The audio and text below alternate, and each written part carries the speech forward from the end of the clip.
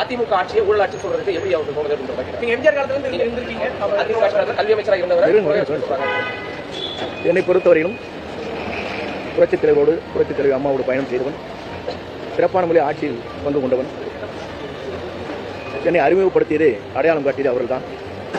என் மீது ஊழல் குற்றச்சாட்டு என்பதற்கு யாராவது சொல்வார்களேயானால் வழக்கு மன்றத்துடைய தீர்ப்புகள் உச்சநீதிமன்ற வரையிலும் தெளிவாக கொடுக்கப்பட்டிருக்கிறது.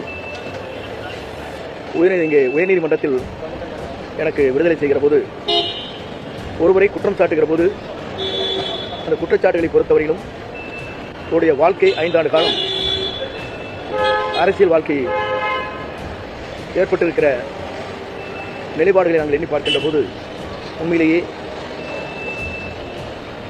உயர்நீதிமன்றத்துடைய தீர்ப்பு எப்படி இருக்கிறது என்று சொன்னால், அவருடைய 5 ஆண்டு கால அரசியல் வாழ்க்கையில் பெரும் பின்னடைவை உருவாக்கி இருக்கிற நிலைத்தான் முந்தைய தீர்ப்பு இருக்கிறது என்று வழக்கு மன்றத்திலே கொடுக்கப்பட்டிருக்கிறது.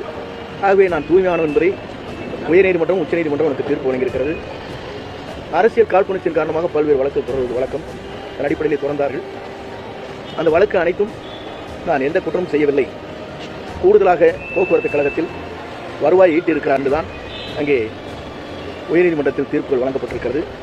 இந்த தீர்ப்பை பொறுத்தவரையிலும் உயர்நீதிமன்றத்தில் சொல்லப்பட்டிருக்கிற தீர்ப்பு அவருடைய எதிர்காலம் 5 ஆண்டு காலம் இந்த வழக்கின் மூலமாக அரசியல் பயணத்தை மேற்கொள்ளாத சூழ்நிலை ஏற்பட்டிருக்கிறது என்று உயர்நீதிமன்றத்தில் இந்த தீர்ப்பிலே வழங்கப்பட்டிருக்கிறது. ஆகவே அப்படிப்பட்ட நிலையில் இருக்கின்ற போது இன்று என்னை பற்றி அவர்கள் சொல்வதற்கு எந்த நிலையும் இல்லை. அப்படி இருக்குமேனால் என்ன குற்றச்சாட்டுகள் செய்திருக்கிறார் அது நிறுவனமாயிருக்கிறது என்பதை அவர் சொல்ல வேண்டும்.